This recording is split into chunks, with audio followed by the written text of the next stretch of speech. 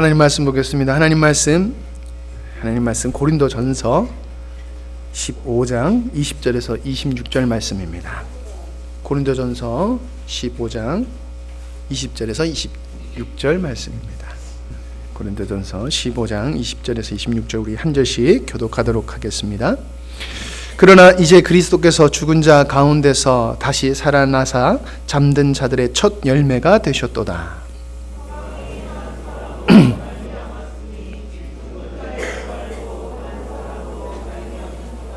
아담 안에서 모든 사람이 죽은 것 같이 그리스도 안에서 모든 사람이 삶을 얻었느니라.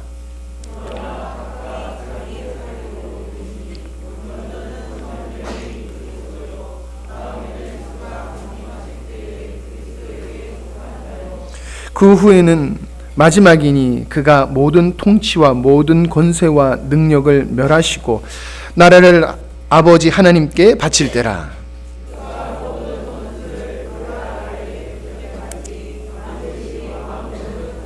같이 읽겠습니다. 맨 나중에 멸망받을 원수는 사망이니라. 아멘. 이 시간 말씀의 제목은 사망 권세에 이기신 주님, 이런 제목으로 말씀을 드리려고 합니다. 예수님의 부활, 참 믿어야 되나 말아야 되나? 아니, 믿음을 갖지 않는 사람들은 당연히 안 믿지요. 예수님이라는 분이 역사적인 인물로 인정은 합니다. 그러나 그분이 십자가에 못 박혀 죽으셨다가 3일 만에 부활했다라고 하는 것은 그냥 신화와 같이 사람들이 대부분 여기지, 그걸 사실로 인정하지를 않는 모습을 보게 됩니다. 그런데 예수님의 부활을 이해하려고 하면 예수님의 출생을 보면 좀 더 이해가 잘 될 것 같아요. 마태복음 1장 20절에 예수님의 탄생에 대해서 가브리엘 천사가 요셉에게 한 말입니다. 요셉이 이 일을 생각하고 있을 때 꿈에 주의 천사가 나타났습니다. 천사는 요셉에게 이렇게 말했습니다. 다윗의 자손 요셉아, 마리아를 아내로 삼는 것을 두려워하지 말라. 마리아가 아기를 가진 것은 성령께서 하신 일이다. 성령께서 하신 일이다. 마리아가 아들을 낳을 것인데 이름을 예수라고 하여라. 저가 자기의 백성을 죄에서 구원할 것이다. 이렇게 하여 주께서 예언자들을 통해서 예언하신 말씀이 이루어졌습니다. 보라, 처녀가 임신하여 아들을 낳을 것이며 사람들이 그의 이름을 임마누엘이라고 부를 것이다. 임마누엘은 우리와 함께 하시는 하나님이라는 뜻입니다. 이게 천사가 정언한 마리아가 아이를 갖는 것을 보고 요셉이 파혼을 하려고 할 때에 천사가 요셉에게, 야, 그 마리아가 부정한 행위로 아이를 가진 게 아니야. 하나님의 영이 그에게 임하셔서 인류를 구원하실 그 구세주가 잉태된 거야. 그러니 데려와라. 이 얘기를 한 거예요. 자, 그런데 로마서 1장 2절로 4절에 보면은 이 예수님에 대해서 이렇게 설명하고 있어요. 이 복음은, 즉 예수님은 하나님께서 오래전에 예언자들을 통해 성경에 약속하신 그리스도 예수에 대한 소식입니다. 하나님의 아들이신 그분은 인간의 족보로는 다윗의 후손으로 태어나셨고, 그분은 죽은 자들 가운데서 부활하심으로써 능력 있는 하나님의 아들로 선언되셨습니다. 이분이 바로 우리 주 예수 그리스도이십니다. 제가 현대어 성경으로 읽어드리는 거예요. 예수님의 탄생은 오래전서부터 하나님의 쓰신 선지자들에 의해서 예언되었던 분이다. 근데 그분은 육신으로서는 다윗의 후손에게 나셨지만은 그분이 하나님의 아들이시라고 하는 증거가 뭐냐면 죽은 자들 가운데서 다시 부활하셨기 때문이다. 죽은 자들 가운데서 부활하셨기 때문에 그는 하나님의 아들이라고 하는 것이 입증된 거야 라고 얘기를 하고 있습니다. 그러니까 예수님의 탄생도 신비하고 예수님의 죽음도 신비지요. 근데 이 두 가지 역사는 결국 하나님의 아들에게만이 나타날 수 있는 현상이었다라고 하는 것입니다. 예수님의 출생은 성령으로 인하여 이루어진 것이며 예수님의 부활은 성령으로 잉태된 하나님의 아들이심을 입증하는 사례다라고 하는 것입니다. 그러니까 예수님의 출생과 예수님의 부활은 서로 상호 보완하는 그러한 역할을 하고 있다라고 하는 것입니다. 예수님의 부활이 거짓말이라고 하면은 기독교는 인류를 향해서 사기를 치는 겁니다. 여러분, 이 땅에 종교가 참 많아요. 뭐 불교도 우리나라로 말하면 불교가 가장 대표적이죠. 예. 이 불교에서 하는 이야기들이 그게 가짜예요. 예.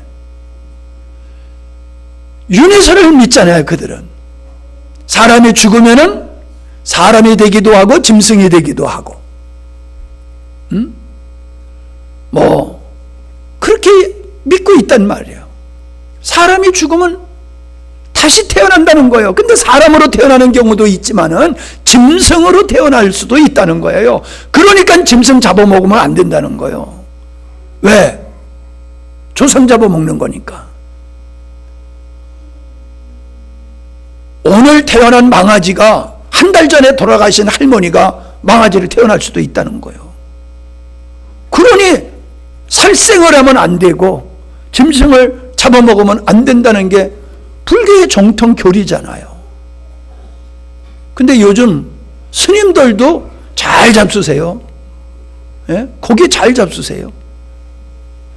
자기들이 믿는 그 교리가 진짜 믿는다라고 하면 고기 잡아먹지 말아야죠. 생선도 먹지 말아야 되고, 2마리 치킨도 먹지 말아야 되고, 삼겹살도 먹지 말아야 되고. 근데 잘 먹어요.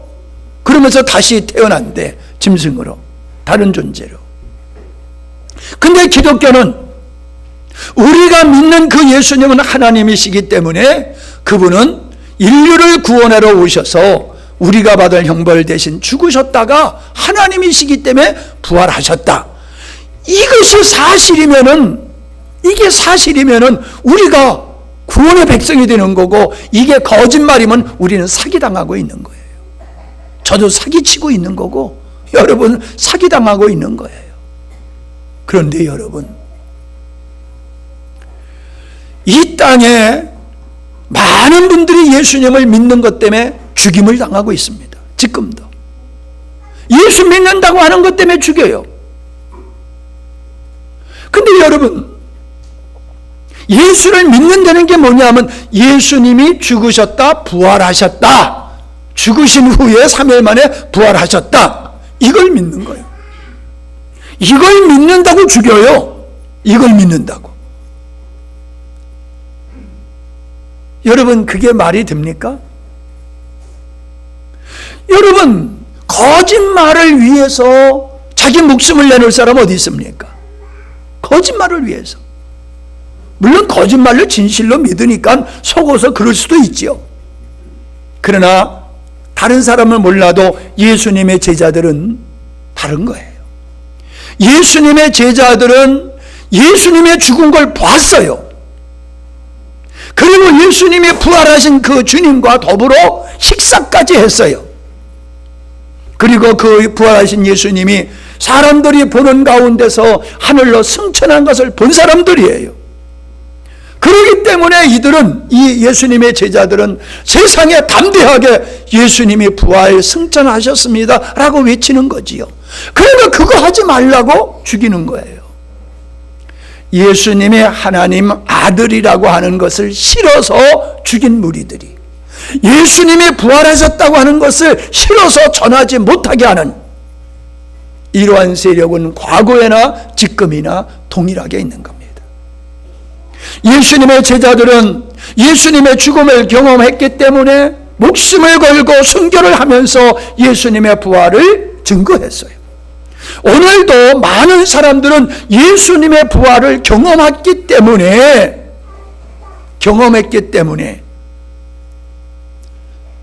예수님의 부활을 믿는 믿음을 따라서 믿음에 의해서 순교를 당하고 있는 겁니다. 여러분, 예수님의 부활을 외치는 게 중요한 게 아닙니다.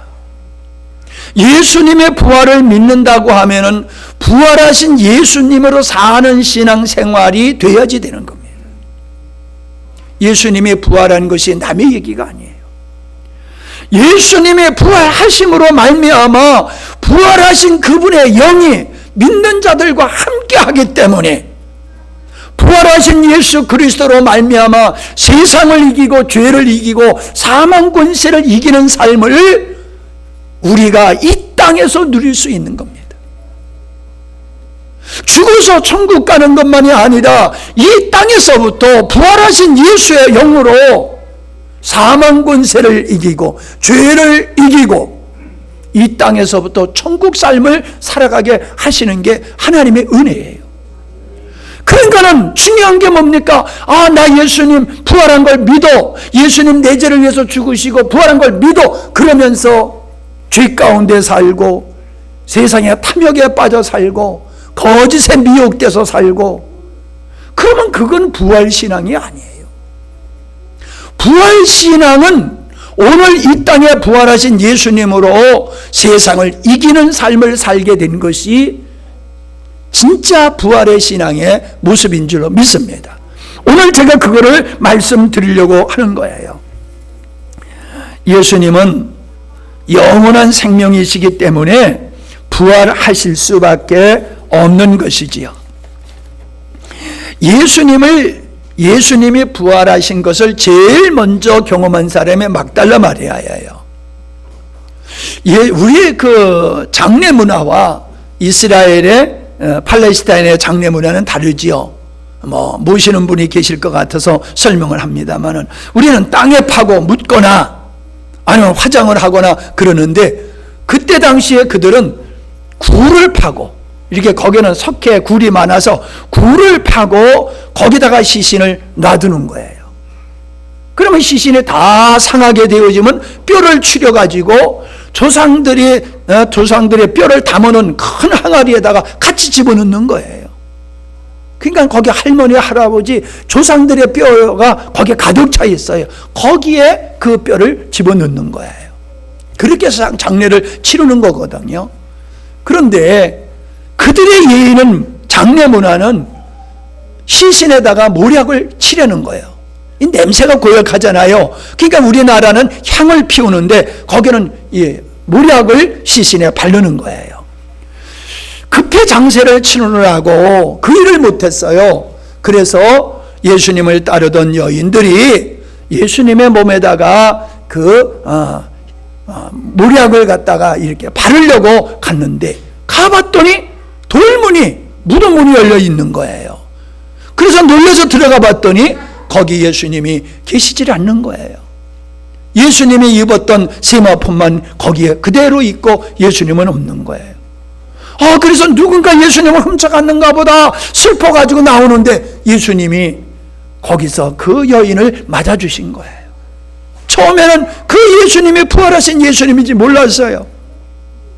그러니까 마리아도, 예수님의 제자들도 예수님의 부활하신다라고 하는 말씀을 믿지를 못했어요.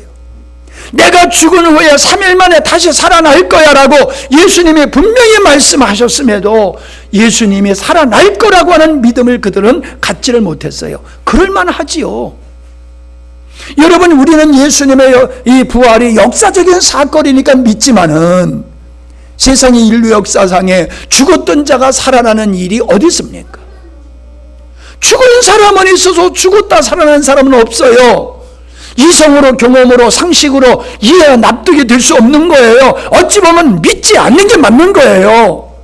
그런데 진짜 부활하신 예수님이 그 제자들 앞에, 마리아 앞에 나타나셔서 자기의 손과 발에 박혔던 그 못자국을 보여주심으로 제자들에게 부활하신 예수님을 친히 증거해 주시는 모습을 볼 수가 있습니다. 자, 우리는 여기서요, 하나님이 하시는 일을 우리가 이해하려고 하면 실족합니다. 하나님이 하시는 일은 하나님의 수준이기 때문에 인간의 이성과 경험으로서는 도저히 이해와 납득이 되지를 않는 거예요. 처녀의 몸으로 태어났다? 그걸 어떻게 믿습니까? 죽었다가 살아났다? 어떻게 그걸 믿습니까? 믿을 수 없는 거예요. 안 믿는 게 어찌 보면 정상이지요. 그와 같이 성경에서는 우리에게 뭐라고 말씀하고 있습니까? 예수님의 부활이 첫 열매다라고 말씀하고 있습니다. 첫 열매가 맺어지면 다음에도 또 열매가 맺어지고 그 다음에도 열매가 맺어지겠지요? 예수님의 부활이 첫 열매다라고 하는 것은 예수님의 부활과 같이 예수님의 부활을 믿는 사람들은 이 땅에서 부활의 능력으로 살다가 부활하신 예수 그리스도의 생명에 의해서 우리들도 죽은 후에 다시금 부활한다는 약속의 말씀이 있는 거예요. 하나님이 우리를 다시 살리신대요. 예수를 죽은 자들 가운데 살리신 그분이 우리가 죽어서 몸이 썩어져 없어져도 우리를 다시 살리신대요. 이게 믿어집니까? 안 믿어지는 게 당연한 거예요. 그런데 하나님이 하신다고 하니까 죽은 자 가운데 예수님을 살리셨듯이 우리는 이해가 되지 않는 거지만 하나님이 죽은 자들 마지막에 다시금 살리신다는 이 말씀을 우리는 믿어야 될 줄 믿습니다. 이게 부활신앙이에요. 예수님의 부활을 이해가 안 되지만 믿듯이 우리가 다시금 예수님과 같이 부활한다는 것도 이해가 되지 않아도 이해가 되지 않아도 이건 믿을 수 있는 것은 예수님의 부활을 믿기 때문에 우리의 부활의 약속도 믿게 되는 줄로 믿습니다. 그건 장차 이루어질 거예요. 장차 이루어질 거예요. 자, 그런데요, 사람들이 궁금해요. 아, 우리가 부활을 해? 아니, 썩어서 없어졌어. 화장해서 없어졌어. 근데 물을 근거로 해서 부활한다는 거야? 그리고 늙어서 연세가 많아가지고요, 늙어서 죽으면은 부활할 때는 늙은 몸으로 부활하나? 애기의 모습으로 부활하나? 장애를 가지고 살았던 사람들은 또 장애의 몸을 가지고 부활하는가? 사람들이 궁금해요. 어떤 상태로 부활할까? 굉장히 궁금해요. 근데 그것을 오늘 15장에서 말씀해 주고 있어요. 15장. 자, 13절을 보시면은 만일 죽은 자의 부활이 없으면 그리스도도 다시 살지 못하였으리라. 예수님의 부활이 있기 때문에 우리가 다시금 부활한다, 이 얘기를 하시고요. 자, 23절. 그러나 각각 자기 차례대로 되리니 먼저는 첫 열매인 그리스도요, 다음에는 그리스도 강림하실 때에 그에게 붙은 자요, 그 후에는 나중이니 저가 모든 정사와 모든 권세와 능력을 멸하시고 나라를 아버지 하나님께 바칠 때다. 그러면서 25절에 저가 모든 원수를 그 발 아래 둘 때까지 불갑을 왕로로 다스리니 맨 나중에 멸망받을 원수는 사망이니라. 자, 이게 무슨 말이냐 하면은 첫 열매이신 예수님께서 부활하셨고 두 번째 부활할 사람들은 예수님을 믿는, 예수님의 부활을 믿는 사람이 부활할 것이고 마지막에는 모든 자가 부활할 거야. 어떤 자? 멸망받을 자. 멸망. 원수 마귀에게 속하여서 하나님을 믿지 아니하고 예수님의 부활을 믿지 않는 사람들은 심판받기 위해서 마귀가 사망에 이르는 형벌을 받는 것과 같이 하나님을 믿지 않는 사람들은 사망에 이르는 부활을 하게 될 거야 라고 말씀을 하고 있습니다. 그러면서 자, 우리가 35절을 보세요. 35절 제가 현대어 성경으로 읽을 테니까 눈으로 보시면서 들으시기 바랍니다. 그러나 죽은 자들이 어떻게 다시 살아나며 또 그들은 어떤 몸으로 나오게 되느냐 라고 묻는 사람이 있을 것입니다. 참으로 어리석습니다. 여러분이 뿌리는 씨는 죽지 않으면 살아나지 못합니다. 여러분이 37절 여러분이 뿌리는 것은 다 자란 몸이 아니라 밀이든 그 밖에 다른 곡식이든 단지 그 씨일 뿐입니다. 38절 그러나 하나님께서는 그분의 계획대로 뿌린 것에 몸을 주시어 씨앗 하나하나에 각각 알맞는 몸을 주십니다. 39절 모든 육체가 똑같지는 않습니다. 사람의 육체가 있고 동물의 육체가 있으며 새의 육체가 있고 물고기의 육체가 있습니다. 40절 또한 하늘에 속한 몸만 있는 것이 아니라 땅에 속한 몸도 있습니다. 자, 이게 중요해요. 하늘에 속한 몸이 있고 땅에 속한 몸이 있어. 땅에 속한 몸은 우리 육신이지요. 우리 육신이요. 근데 하늘에 속한 몸이 있어요. 요건 부활의 몸이죠. 부활의 몸. 자, 그러나 하늘에 속한 영광과 땅에 속한 영광이 각각 다릅니다.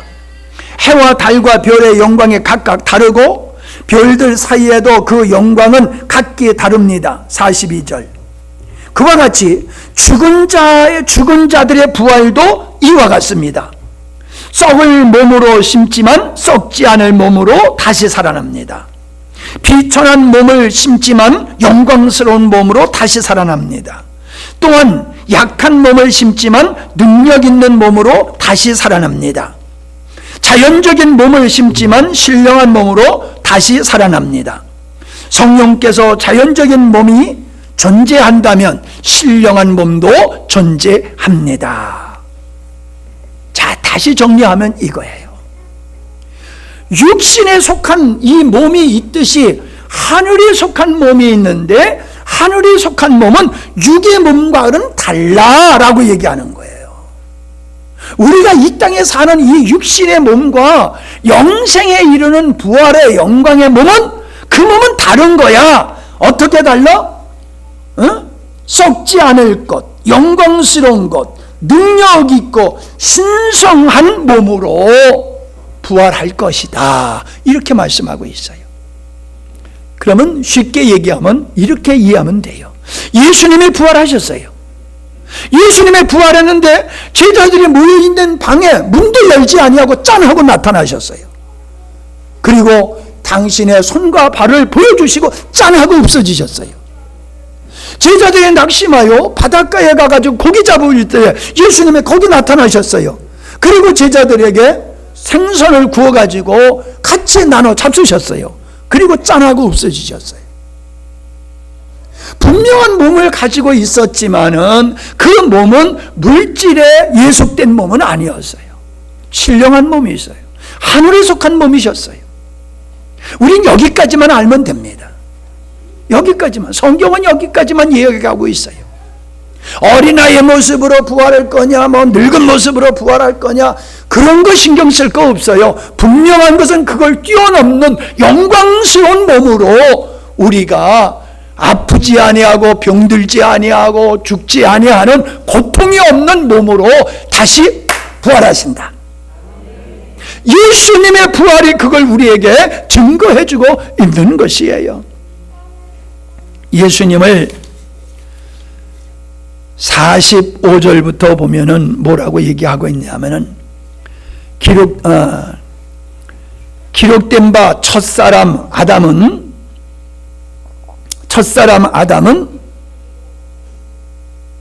산령이 되었다 한과 같이 마지막 아담은 산령이 되었습니다 라고 이야기를 하고 있어요.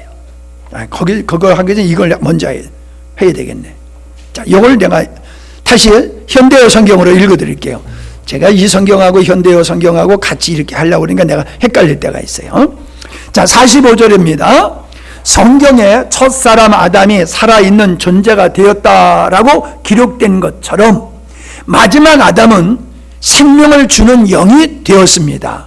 그러니까 예수님은 인류의 최초의 사람 아담은 살아있는 존재가 되었지만은 예수님은 생명을 주는 영이 되셔서 그 영혼을 살리는 일을 하셨다 그거예요. 46절 그러나 신령한 몸이 먼저 있었던 것은 아닙니다. 자연적인 몸이 먼저 있었고 그 후에 신령한 몸이 왔습니다. 47절 첫사람은 땅이 흙에서 나왔고 둘째 사람은 하늘에서 났습니다. 48절 땅에 속한 사람들은 땅에 속한 그 사람과 같고 하늘에 속한 사람은 하늘에 속한 그분과 같습니다. 예수님과 같이 부활한다는 거예요. 그분과 같습니다. 49절 우리가 땅에 속한 사람의 형상을 지니고 있는 것처럼 하늘에 속한 분의 형상을 지니게 될 것입니다. 예수님과 같은 몸으로 우리가 부활하게 될 것입니다. 그렇게 얘기하고 있어요. 예. 50절 성도 여러분, 내가 분명히 선하거니와 육체와 피는 하나님의 나라를 상속받을 수가 없으며 썩는 것은 썩지 아니한 것을 상속받을 수가 없습니다. 그 말은 뭐예요? 우리 육체가 천국 가는 거 아니야 이 말이에요.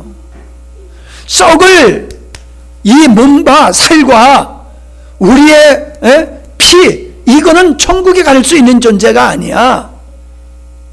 그 얘기를 하고 있는 거예요. 그러면서 뭐라고요? 51절 내가 여러분의 비밀을 알려드리겠습니다. 우리는 다 잠잘 것이 아니라 죽어 있을 것이 아니라 변화될 것입니다.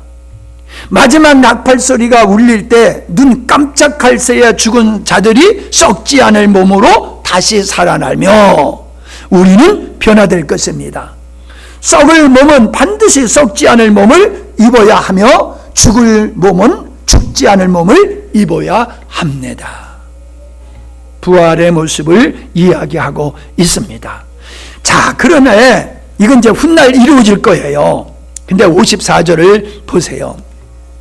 54절은 참 오늘 우리들의 부활신앙에 너무도 중요한 말씀을 하고 있습니다. 이런 일이 일어날 때 승리가 죽음을 삼키리라는 성경 말씀이 사실이 될 것입니다. 오 죽음아, 네 승리는 어디에 있느냐? 네 독침은 어디에 있느냐? 죄 곧 죽음을 가져오는 독침은 없어지고 우리의 죄를 폭로하는 율법도 이제 더 이상 우리를 재판할 수 없을 것입니다. 57절 그러나 우리 주 예수 그리스도를 통해 우리에게 승리를 주시는 하나님께 감사합니다. 58절 그러므로 나의 사랑하는 성도 여러분 굳게 서서 흔들리지 말고 항상 주의 일을 위해 자신을 들이십시오. 주님을 위해 일한 여러분의 수고는 결코 헛되지 않을 것임을 기억하기 바랍니다. 그 말씀을 하고 있어요.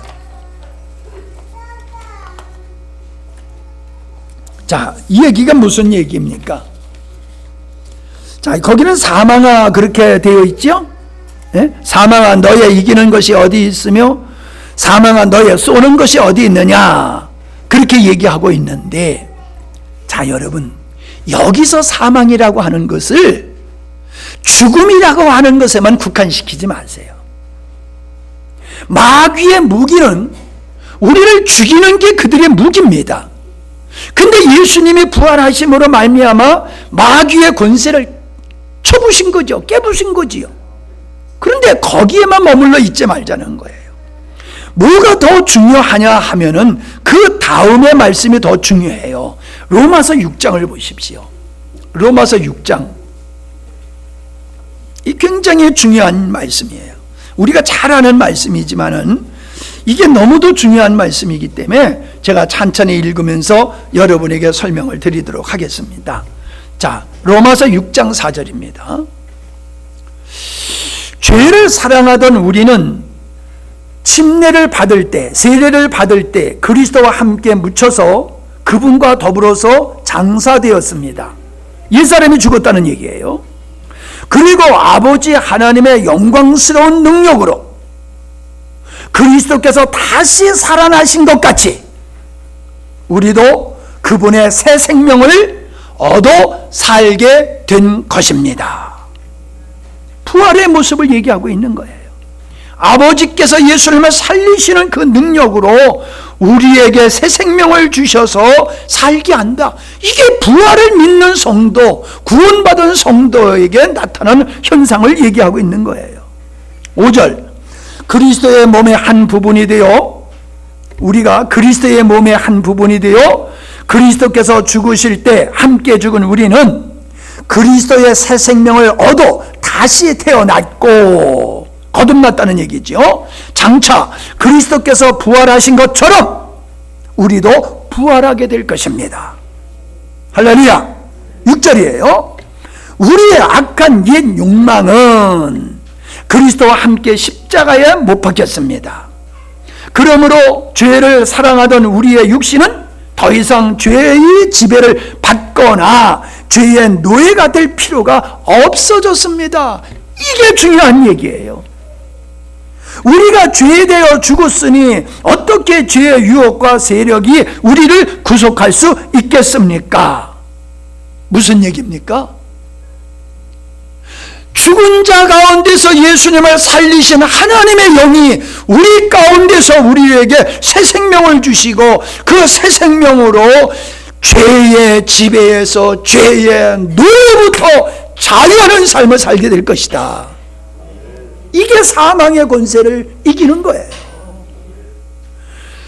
죽었다가 살아나는 이 육신의 생명, 죽었다 살아난 그것만을 사망이라고, 육신의 생명을 죽이는 것만 사망이라고 얘기하지 말고, 사람을 죄를 짓게 만들어서 영원한 사망, 영원한 지옥 심판을 받게 하는 그것으로부터 부활한 사람들은, 아니 부활한 예수님의 부활을 믿는 사람들은 부활하신 예수님의 영으로 죄의 권세로부터 이기는 삶을 살게 한다는 거예요.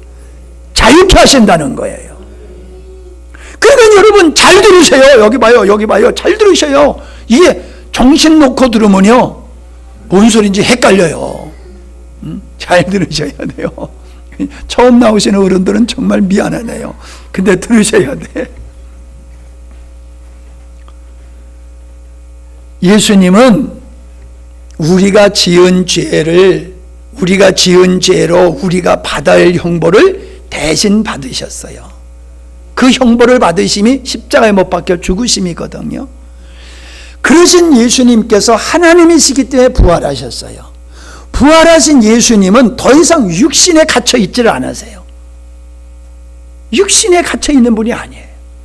그래서 그분은 성령으로 믿는 사람들의 마음 속에, 영혼 속에 다 거하시게 되는 거예요. 예수 믿는 사람들의 마음에는, 영혼에는 하나님의 영이 다 계세요. 그 증거가 뭐예요? 성경이 믿어지는 거예요.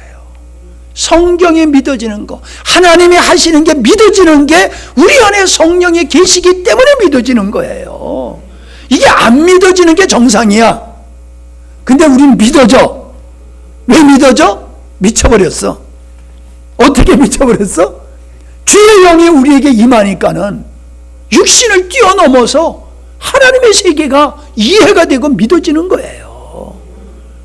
그래서 그분이 우리 안에 거하시기 때문에 하나님도 알고 믿어지고 예수님이 하신 일도 알아지고 믿어지고 모든 성경에서 하나님이 하신 일이 믿어지고 하실 일이 또 믿어지는 거예요. 그런데 또 한 가지가 있어요. 더 이상 하나님은 하나님을 믿는 자들이 죄의 종으로 살기를 원치 않으셔. 죄의 노예로 살기를 원치 않아서 죄로부터 자유하는 삶을 살기 원해요. 죄의 노예가 되고 죄의 종이 돼버리면 이 땅에서 지옥의 삶을 살 뿐만 아니라 죽어서도 영원한 지옥에 간단 말이에요. 그러니까는 우리를 죄 가운데서 구원하실 뿐만 아니라 이제 더 이상 죄와 상관없이 죄를 이기는 삶을 살 수 있도록 부활하신 영을 우리에게 주셨다는 거예요. 그러니까는 부활하신 예수의 영을 모시고 사는 게 부활신앙이지, 예수님 부활했대 하면서 전혀 부활하신 예수님과 상관없이 사는 것은 부활신앙이 아니다 이 말이에요. 그런 사람은 죄를 이길 수 없다는 거예요. 그 오늘 여기서 말씀하고 있어요. 자, 8절 보세요. 8절, 그리고 죄를 사랑하던 우리가 그리스도와 함께 죽었다면, 옛사람의 죽음을 얘기하는 거지요. 자신을 위해서 살던 삶이 끝장나는 걸 얘기하는 거지요. 또한 그리스도의 새 생명과 함께 살 것을 믿습니다. 이게 우리 간증이 돼야 돼요. 예수 믿는 것은 예수님을 믿는 게 아니라 그 믿는 예수님과 내가 함께 살아가는 삶을 날마다 우리는 경험하고 누리면서 살아야 될 줄로 믿습니다. 9절, 죽은 자 가운데서 살아나신 그리스도께서는 결코 다시 죽는 일이 없을 뿐만 아니라 죽음도 더 이상 그분을 지배할 힘을 가지고 있지 않기 때문입니다. 10절, 그리스도께서는 죄의 세력을 꺾기 위해 단 한 번 죽으셨지만 지금은 하나님과 계속 사귀면서 영원히 살아계십니다. 이와 같이 11절, 예수님이 죄의 세력을 꺾으신 것과 같이, 이와 같이 여러분도 죄에 대해서 죽은 자요 하나님께 대하여는 우리 주 예수 그리스도 안에서 새롭게 산 자라는 것을 깨달아야 합니다. 12절, 이제는 더 이상 여러분의 나약한 육신을 죄의 지배에 내맡겨 육신의 욕망에 빠져 들어가게 해서는 안 됩니다. 왜? 부활의 생명을 가지고 살기 때문에. 13절, 여러분은 육신의 한 부분이라도 죄에 내맡겨 악의 도구가 되게 하지 말고 죽은 자 가운데서 살아난 자처럼 누구요? 예수님과 같이 여러분을 전부 하나님께 드려 의로운 일에 쓰일 도구가 되게 하여야 합니다. 뭔 얘기입니까? 예수 부활만 입으로 떠들지 마라.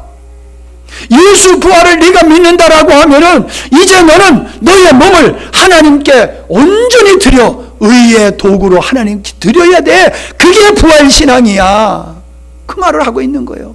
말로만 예수 부활하고 내 몸을 하나님께 드리지 못하고 내가 의로운 도구로 나의 삶을 하나님께 헌신하지 아니하면 그건 부활신앙이 아니야. 그 말을 하는 거예요.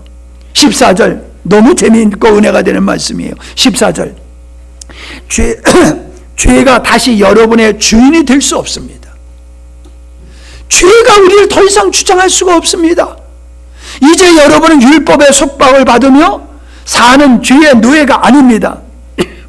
여러분은 하나님의 은혜로 자유로운 몸이 되었기 때문입니다. 이게 부활을 믿는 성도의 삶이다. 죄로부터 자유로운 몸이 된 것이 그리스도의 부활을 믿는 신앙의 모습이다 이 말입니다. 사망 권세를 이기심은 우리가 죄로부터 자유하게 하심이다 이 말씀이에요. 그런데 결론적으로 말씀을 드리면 이겁니다.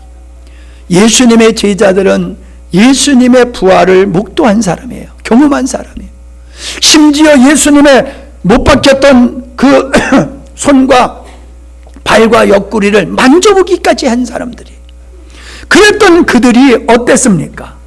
예수님의 부활한 사실을 경험하고도 과거로 돌아갔어요. 고기 잡으러 과거로 돌아가 버렸어요. 그리고 이들의 관심은 여전히 이스라엘 나라가 언제 독립을 할 것인가, 여기에서 벗어나지를 못했어요. 여기서 자유하지를 못했다라고 하는 겁니다. 이게 문제입니다. 예수님의 부활을 경험하면서도, 예수님의 부활을 믿으면서도 예수님의 부활이 우리의 삶에 전혀 영향을 미치지 못하는 그리스도인들이 이 땅에 얼마나 많으냐는 거예요. 우리 대장이 승리했다 그것 때문에 기뻐 뛰는 게 아니에요. 예수님의 부활하심으로 말미암아 그 부활의 영으로 오늘 우리가 죄를 이기고 예수님의 부활한 영으로 우리도 장차 부활할 것에 대한 이 소망과 승리의 삶이 오늘의 삶에서 이루어져야 되어야 될 줄로 믿습니다. 예수님의 제자들이 이게 실제가 언제가 됐어요? 성령이 오심으로 실제가 됐어요. 부활하신 예수님을 보고도 안 됐는데 성령님, 하나님이 약속한 성령님이 우리 안에 거하시니까 예수 그리스도께서 믿는 자들 안에 성령으로 다 내주하게 되셔. 그러니까는 이제는 그때부터 되는 거예요. 이제는 그분에 의해서 사는 거예요. 부활하신 예수님으로 살게 돼. 그냥 죄가 싫어져. 사람의 비유를 맞추는 게 아니라 하나님 말씀에 순종하는 것이 너무너무 당연해. 하늘의 영광이 보여져. 죽었다가 다시 부활하신 그분이 내 안에 있으니까 나가 죽어도 다시 살아날 게 너무나 믿어져. 할렐루야. 그래서 성령의 임하심으로 부활하신 예수의 영이 그들 가운데 거하는 사람들은 세상을 이기는 삶이 되었다라는 사실이에요. 그들은 생각이 바뀌어졌고 가치관이 바뀌어졌고 인생의 목적이 바뀌어졌고 육신에 매이지 아니하고 하나님께 매이는 사람들로 그들이 변화됐어요. 그 변화된 그들을 통하여 세계가 변화되기 시작했어요. 이 복음이 예수님의 부활을 증거하고 예수의 부활의 영으로 사는 사람들이 세상을 바꾸는 거예요. 현대의 문화는 지금 우리 인류 역사가 누리고 있는 이 모든 문화는 예수 그리스도의 부활에 근거한 문화가 형성된 거예요. 그 문화가 유럽을 부강한 나라로 깨이게 만들었고 그 문화가 미국으로 넘어가고 세계로 넘어가고 선교사들이 가는 곳곳마다 이 현대 문화 문명이 전파가 된 거예요. 이 모든 근원이 부활하신 예수님으로 말미암아 시작되었다라고 하는 것입니다. 여러분, 예수님의 부활을 믿으시고 예수님의 부활로 사시면은 여러분이 이렇게 새 역사를 만들어 가시는 주인공들이 될 줄로 믿습니다. 여러분을 지금 불행하게 만들고 힘들게 만들고 어렵게 만드는 모든 사슬이, 모든 사망의 사슬이 예수 그리스도의 이름으로 풀어질 줄로 믿습니다. 더 이상 죄의 노예가 되지 아니하고 의로운 도구로서 하나님께 영광 돌리는 멋진 인생들이 될 줄로 믿습니다. 이런 일에 모두가 쓰임 받으십시오. 우리가 이런 소망을 가지고 살 수 있기를 바랍니다. 기도합니다. 하나님 감사합니다.